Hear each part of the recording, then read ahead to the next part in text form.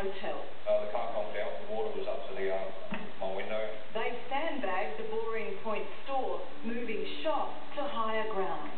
Wow, that'd be a nice one to read. Bad, but locals have been isolated by flood before. In 92 it was for 4 days. So, if it gets any worse, they'll have to go downriver to Swanton in a boat to pick up the bread and milk. Finally, some action for surf life-saving volunteers. What a place for a picnic.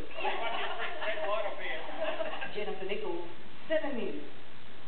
North of Noosa, the Mary River has broken its banks, flooding areas around Gympie. Rising waters fell just metres short of the main street and put a dampener on the Gympie muster. It's been 8 years, but finally, the Mary is mighty again. Stained brown by the valley mud, it's flooded fields around Gympie. As levels rose, business owners were worried. It's 12.6 metres now, so we can only cross our fingers and hope like hell it's not going to come there. Their fears were allayed though. It peaked just short of 13 metres. Worry turned to celebration. It's all good. We needed it. Further up the valley, the Traviston Dam site was underwater.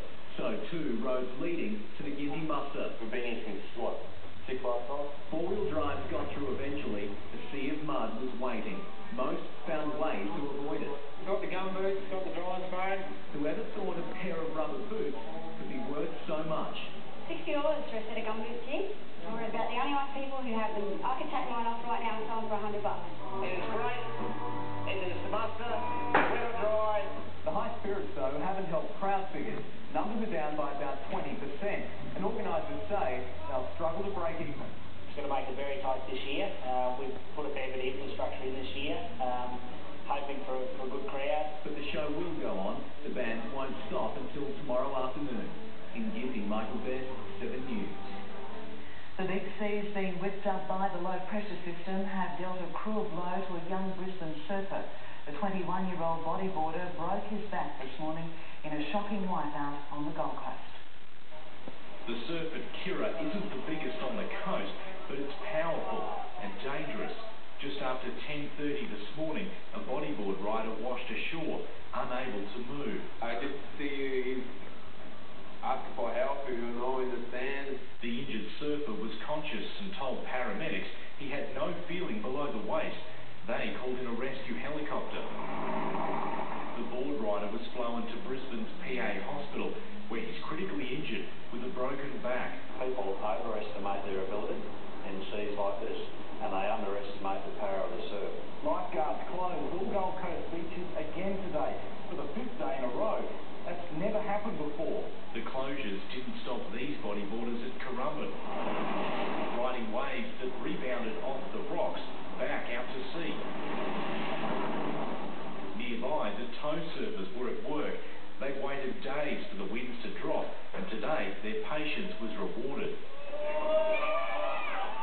Rewards too for Coolangatta professional Dean Morrison, awarded a perfect 10 for this double tube effort in the Kirra Teams Challenge event. On the Gold Coast, Josh Ansett, 7 News. While much of the deluge has been to the north, inflows into the southeast major dams have been better than expected. The winter bonus may now delay level 6 restrictions by 3 months. Seeing rain falling on Wivenhoe Dam is a very welcome sight. And with this week's fall, Brisbane locals were keen to see what's changed. It was very well to see how bad it was and see if any rain did get out here. It looks a bit greener.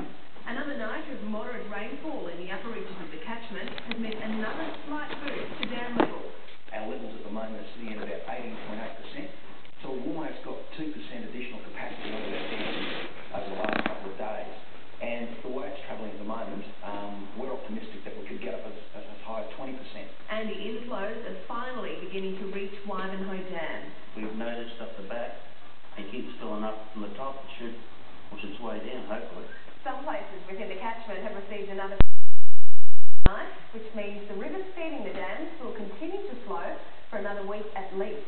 But there's unlikely to be any more rain. We should be looking at a mostly fine week coming up for around the southeast corner. FEQ Water has urged us to watch our personal water use.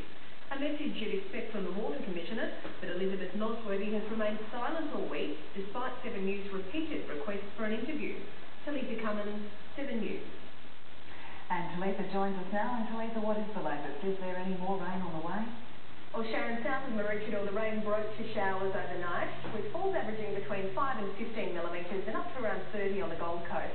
But overnight, the Sunshine Coast had even more rain. In the 24 hours to 9 a.m, 219 millimetres fell at Noosa Heads.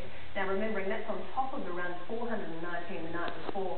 Taunton had 191 millimetres, but it's really now easing off. Now, there'll still be some scattered showers around tonight, but they'll become even more scarce tomorrow. And I'll have the full details in the weather shortly. All right, thanks, Talitha. Still to come tonight, dozens killed by bushfires in Greece. Another member of the